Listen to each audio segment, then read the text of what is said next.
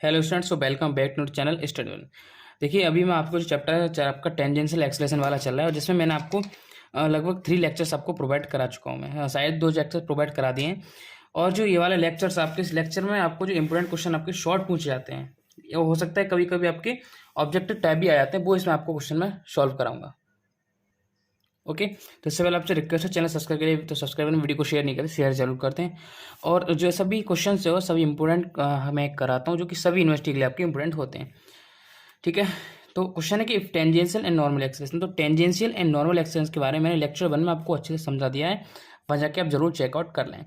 Components of a particle भी equal, prove that its velocity varies as e psi. आपको ये velocity varies मतलब varies means varies करती है, आपको ई साई प्रूव करना है। कैसे करना है? देखो, बहुत सिंपल सा क्वेश्चन है। उन्होंने कहा है गिवन दैट लिखेंगे, गिवन दैट उन्होंने कहा है कि टेंजेंशियल एक्सेलेरेशन बराबर नॉर्मल एक्सेलेरेशन।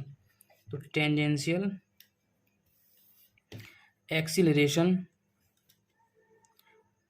एक्सेलेरेशन बराबर नॉर्मल एक्सेलेरेशन उन्होंने क्वेश्चन में कह दिया है। ठीक है, टेंजेंशियल एक्सेलेरेशन बराबर नॉर्मल एक्सेलेरेशन, ये हमारा क्वेश्चन कोडिंग हो गया। तो टेंजेंशियल एक्सेलेरेशन का मतलब आपका कितना होगा? डीवी ओवर डी टी बराबर ये हो गया आपका v into d psi over d t. अब देखो, अब कैसे समझेंगे इसको? देखो, आपने कहा था कि इसका normal acceleration b square upon rho होता है, तो बी स्क्वायर अपन रो को हम कैसे चेंज करेंगे? बी हमने ये ले लिया और बी अपन रो हमने बाहर ले लिया, बी स्क्वायर अपन रो को बराबर बी हमने बाहर किया, और बी को हम लिख सकते हैं d s upon d t, और इसको हम लिख सकते हैं d s upon d Sai.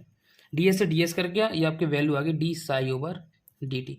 तो यहाँ से हमारा बी स्क्वायर पर रो बराबर b d psi over d t आता है, तो आपको बिल्कुल कन्फ्यूजन नहीं रखना है। तो यहाँ से हमारा डी से d t cancel, d v बराबर हमारा वी डी साई निकल का आ गया। अब d v upon v equal to d psi करना क्या है? लिखेंगे ऑन इंटीग्रेशन। ठीक है, इंटीग्रेशन में आपका log v equal to psi plus log c. Log c हमारा क्या हो जाता है? एक हम कोई भी एक अलग कॉम्पोनेंट हम मान लेते हैं कि कांस्टेंट आपका काम करता है। यहाँ से हम लॉग को इधर लेके आएंगे, तो log B minus log c हमारा होता है लॉग बी अपॉन सी। क्यों? माइनस तरह का माइनस को लॉग हो जाएगा, बराबर कितना हो जाएगा इधर? साई बचेगा। तो b upon c equal to आपका कितना आ गया? ई साई, क्योंकि लॉग इधर में जाके किस पावर में आता है? ई की फॉर्म में आ जाता है आपका। तो वी बराबर सी ई साई बन गया आपका। ठीक है, तो वी वेरीज आपका क्या कर रहा है? ई साई। तो ये हमारा क्या है? प्रूव करना था, जो कि यहाँ पे आपका प्रूव हो गया। ठीक है, तो ये आपका जो क्वेश्चन था यहाँ पे कंप्लीट हो गया। नेक्स्ट क्वेश्चन की बात करते हैं। ठीक है, तो आप चैनल मैं विश्वास करता हूँ कि आपका क्वेश्चन जो अच्छे से क्लियर हो गया होगा। ठीक है, तो नेक्स्ट क्वेश्चन की बात करते हैं। नेक्स्ट क्वेश्चन है आपका कि if the tangential and normal acceleration, तो टेंजेंशियल और normal acceleration of a particle, एक पार्टिकल की describing plane curve v constant throughout. ठीक है, prove that the radius of curvature is given by rho बराबर ए टी प्लस बी का whole square. ये हमें क्या प्रूव करना है? देखो, प्रूव वाले क्वेश्चन में एक चीज कॉमन होती है कि आप पहले सब कुछ क्लियर हो जाता है कि इसमें क्या प्रूव करना है। तो मैं मानता हूँ कि आपको पहले से आंसर का पता चल जाता है। ठीक है, तो लिखेंगे let the tangential acceleration, tangential acceleration. तो टेंजेंशियल एक्सेलेरेशन आपका d v over d t बराबर सी, इसको हम एक क्वेश्चन मान के चलते हैं। ठीक है, या d v upon d t को हम क्या लिख सकते हैं? D square s upon d t square, जो कि मैंने आपको पहले से सब कुछ क्लियर इसके बारे में करा दिया है, बराबर सी वन। इसको हम मान लिया equation first. And normal acceleration, तो नॉर्मल एक्सेलरेशन की जब हम बात करेंगे तो नॉर्मल एक्सेलरेशन हमारा होता है बी स्क्वायर अपॉन रो बराबर इसको मान लेंगे सी टू, क्योंकि साफ साफ क्वेश्चन में कहा है कि हमें कांस्टेंट पद को वहाँ पे मानना है। मान लिया हमने वी स्क्वायर अपॉन रो बराबर हमने सी टू मान लिया, कोई दिक्कत नहीं, इक्वेशन इसको सेकेंड मान लिया। अब लिखेंगे फ्रॉम इक्वेशन ए। अब एक क्वेश्चन से आप देखेंगे कि d v upon d t बराबर आपका सी दे रखा है, या हम इसको सी वन मान लें, कोई दिक्कत नहीं है। यहाँ से सी मतलब सी मानिए आप सिर्फ, तो डी वी बराबर सी इंटू डी टी आपका निकल के आ गया। इसका जब हमने कर दिया क्या? इंटीग्रेशन। इसका हमने क्या कर दिया? इंटीग्रेशन। जब हमने इसका इंटीग्रेशन करेंगे तो इंटीग्रेशन डी वी का कितना होता है? वी होता है, वी हो गया बराबर इसको मान लेते हैं सी वन टी मान लीजिए, सी टी मान लीजिए, सॉरी सी टी प्लस का यहाँ पे आपने मान लिया। अब जो वी की वैल्यू हमारी दे रखी है वो यहाँ पे हम क्या पुट कर देंगे?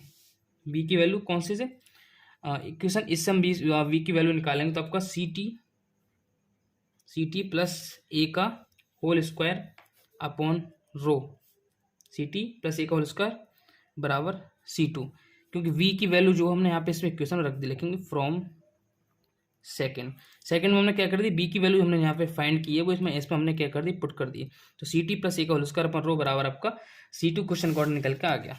अब c square rho equal to c t plus a का होल स्क्वायर, तो ऐसा रो की वैल्यू हम फाइंड करेंगे तो C1 T upon root C2, क्योंकि सी स्क्वायर है आपका, इधर हमको क्या लेंगे, अपॉन में लेके आ जाएंगे, तो स्क्वायर में आपका अपॉन में लेके आए तो रूट सू प्लस का ए अपॉन रूट सी टी का होल स्क्वायर। तो यहाँ से रो बराबर आपका निकल के आ गया ए टी प्लस बी का होल स्क्वायर। तो ये चीज़ आपको भी कंफर्म नहीं हुई कि हमें कैसे निकल के आए, तो लिख देंगे वेयर, यहाँ पर वैल्यू अगर आप ध्यान से देखें तो ए बराबर इसको हम मान लें C1 अपॉन रूट C2 मान लें, और बी बराबर यहाँ पर अगर हम मान लें ए अपॉन रूट C2, तो हमारी दोनों चीज़ें क्लियर होंगी, ए और बी की हमने वैल्यू मान के हमें यहाँ पर हमारा आंसर क्लियर हो गया। चलती है नेक्स्ट क्वेश्चन की ओर। ओके, तो क्वेश्चन नेक्स्ट की बात करते हैं। क्वेश्चन नेक्स्ट है आपका कि ए पार्टिकल डिस्क्राइब ए सर्कल, एक पार्टिकल क्या करता है, डिस्क्राइब करता है सर्कल ऑफ रेडियस आर, एक सर्कल जिसकी रेडियस आर को क्या करता है, डिस्क्राइब करता है विद अ यूनिफॉर्म स्पीड। साफ साफ हमारा कहा है कि यूनिफॉर्म स्पीड, तो यूनिफॉर्म स्पीड ये हमारी ध्यान देने वाली बात है यहाँ पे, क्योंकि यहाँ पे वी की वैल्यू क्या कांस्टेंट मान के चलते हैं, जीरो। आपका d s upon d t constant मानेंगे तो d square upon d t का होल स्क्वायर हमारा क्या आ जाएगा, जीरो आ जाएगा वहाँ पे, of v, so that its acceleration at any point. तो इसका हमें क्या तुरंत फाइंड करना है, एट एनी पॉइंट पर of the path b square upon r, a b square upon r के पाथ पर, and is directed towards the centre of circle. ये हमारा क्वेश्चन बन गया। क्वेश्चन बहुत ज़्यादा ईजी है। देखो रेडियस ऑफ सर्कल क्या मानेंगे हम, रेडियस ऑफ सर्कल हम बनाएंगे बराबर आर। तो रेडियस ऑफ सर्कल क्या होता है, रो होता है, इसको आर मान लिए, इक्वेशन में इसको मान ली फर्स्ट, क्योंकि नॉर्मल बात है। And D s upon d T जो कि हमारा क्या होता है, वेग होता है, बराबर क्या है, बी बराबर क्या है, कांस्टेंट है आपका, ठीक है। देन यहाँ से अगर हम इसकी d square s upon d t square की वैल्यू निकालेंगे डिफरेंशिएट करके, तो ये वैल्यू हमारी जीरो हो जाएगी। Then resultant acceleration b square and direct from the centre, तो आपको क्या फाइंड करना है, सो इस एक्सेलेरेशन जहाँ पे आ जाए तो आपको कौन सा फाइंड करना है, रिजल्टेंट एक्सेलरेशन। ये आपको बात याद रखनी है, कहीं भी अगर एक्सेलरेशन की बात कर रहा है तो आपको रिजल्टेंट एक्सेलरेशन वहाँ पे फाइंड करना है, ठीक है। तो root d square s upon d t square का whole square plus b square upon rho का होल स्क्वायर, यहाँ पे बन गया बराबर d square s upon d t square की वैल्यू हमारे पास जीरो है, प्लस ये upon b square upon rho का होल स्क्वायर है। अब यहाँ से हम बाहर निकाले तो अपना बाहर क्या निकल का गया, बी स्क्वायर अपॉन रो निकल का गया, और इसको लिख सकते हैं बी स्क्वायर अपॉन, जो कि हमारा आंसर क्या हो गया, क्लियर। ये हमारा आंसर में क्या है पूछा है। तो यहाँ पे मैंने आपको मोस्ट आपको 3 क्वेश्चंस करा दिए। आपको एक नेक्स्ट वीडियो भी मिलेगी, नेक्स्ट वीडियो में आपको कराऊंगा 2 क्वेश्चन जो कि बहुत ही ज़्यादा आपके इंपॉर्टेंट हैं और लॉन्ग क्वेश्चन में भी आते हैं। तो आपकी नेक्स्ट वीडियो जो होगी आपको वो जरूर देखें। सब नेक्स्ट वीडियो को देखने के लिए डिस्कशन में जाएंगे आपको, तो पार्ट 4 पार्ट 3 पार्ट 1 नाम से मैंने आपको बना रखी है वहाँ पे, तो वहाँ जाके चेकआउट जरूर करें, और आपसे रिक्वेस्ट है सब्सक्राइब करने की।